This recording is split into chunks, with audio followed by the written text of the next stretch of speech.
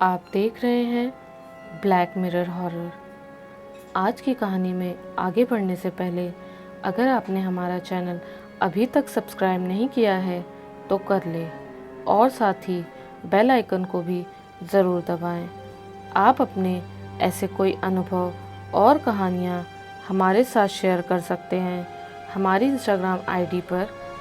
हमारी Instagram ID है black_mirror560, जिसका लिंक डिस्क्रिप्शन बॉक्स में दिया गया है। तो चलिए बढ़ते हैं आज की कहानी की ओर। इससे पहले कि हम आज की कहानी की ओर बढ़ें, अगर आपने इस कहानी के भाग 1 की वीडियो नहीं देखी हो तो आप कृपया उसे जाकर देख लें, वरना आपको आगे की कहानी समझ में नहीं आएगी। तो चलिए आज की कहानी शुरू करते हैं। अचानक इतनी रात में एक साये को अपने कमरे में झांकते देख मालिनी की सांसें रुक गई। वो परेश को उठाना चाहती थी, लेकिन उसके मुंह से आवाज़ ही नहीं निकल रही थी। तभी उसने देखा कि वो साया पीछे होता जा रहा है। उसे ठीक से दिख तो नहीं रहा था, लेकिन वो इतना जान चुकी थी कि ये उसके बच्चों का साया तो नहीं है। उसे अपने बच्चों की फिक्र हुई। ना चाहते हुए भी हिम्मत करके वो कमरे से बाहर जाने लगी, उस साये का पीछा करने। कमरे से बाहर आई तो कुछ नहीं था, पर एक अजीब सी ठंड उसने महसूस की, जो कि कमरे में बिल्कुल नहीं थी। वो सीढ़ियों से ऊपर गई देखने के लिए कि ऋषि और रुचि ठीक हैं या नहीं। जब सब ठीक लगा तो वो थोड़ी निश्चिंत हुई और वापस अपने कमरे में आ गई। बिस्तर पर लेटकर वो सोचने लगी कि कुछ देर पहले जो उसने देखा, जो महसूस किया, क्या वो सच था या वो सपना देख रही थी। वो साया सच में था या उसका वहम था। तभी उसकी नज़र दरवाजे पर पड़ी, जो कि वो अंदर आते समय लॉक करके आई थी, पर अब वो लॉक नहीं था। उसके रोंगटे खड़े हो गए, उसकी धड़कनें तेज़ हो गई और आँखों से आंसू निकल पड़े। तभी परेश की नींद खुली और मालिनी को ऐसे घबराते देख उसने उसे संभाला।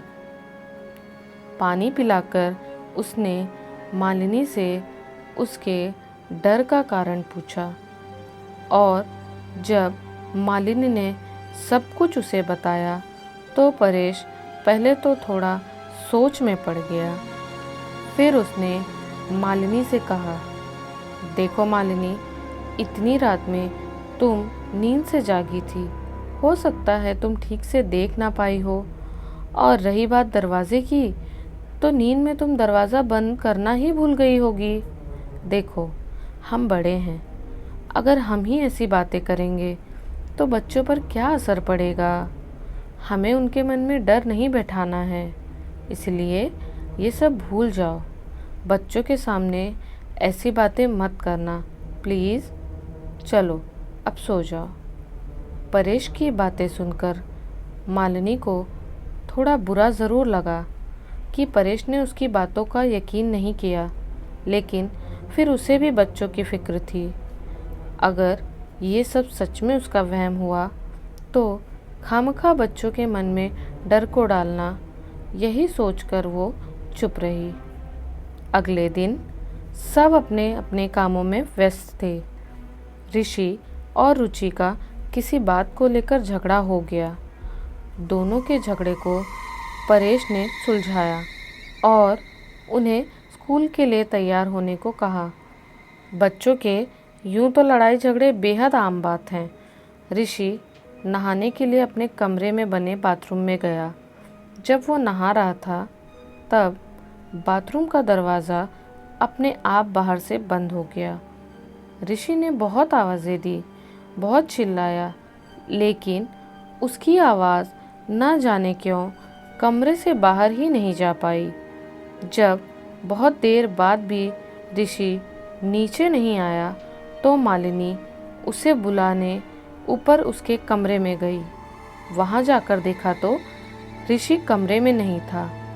जब वो वापस लौटने लगी तो उसे बाथरूम के अंदर से रोने की आवाज़ आई।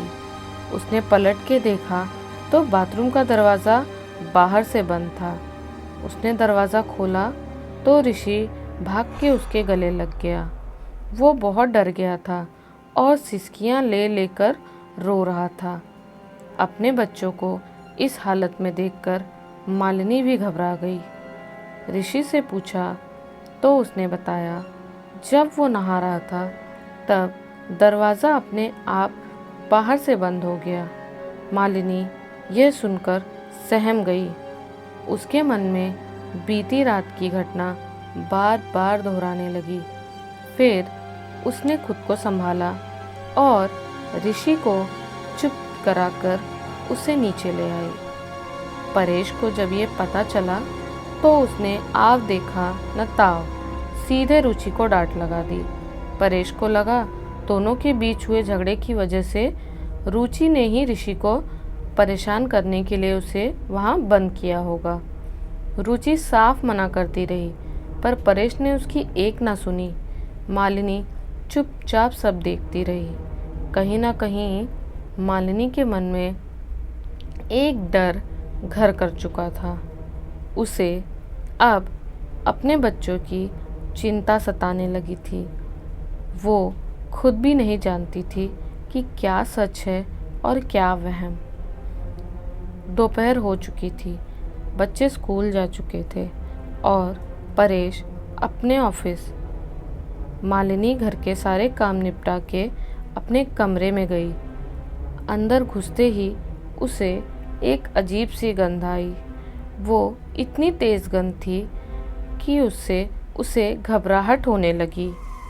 जैसे तैसे वो सब जगह देखने लगी कि वो गंध आ कहाँ से रही है। तभी उसे लगा जैसे कोई उसके पीछे खड़ा है। तो दोस्तों, कौन खड़ा था मालिनी के पीछे? क्या ये उसका वहम था या सच में वहाँ कोई था? इसके आगे मालिनी के साथ क्या हुआ ये आपको पता चलेगा इस कहानी के अगले भाग में।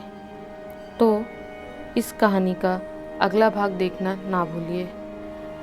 और आपको ये कहानी कैसी लगी ये हमें कमेंट सेक्शन में ज़रूर बताइएगा।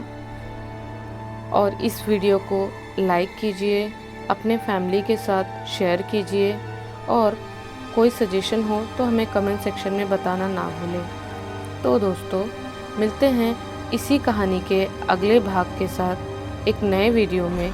तब तक के लिए bye, take care and thank you for watching.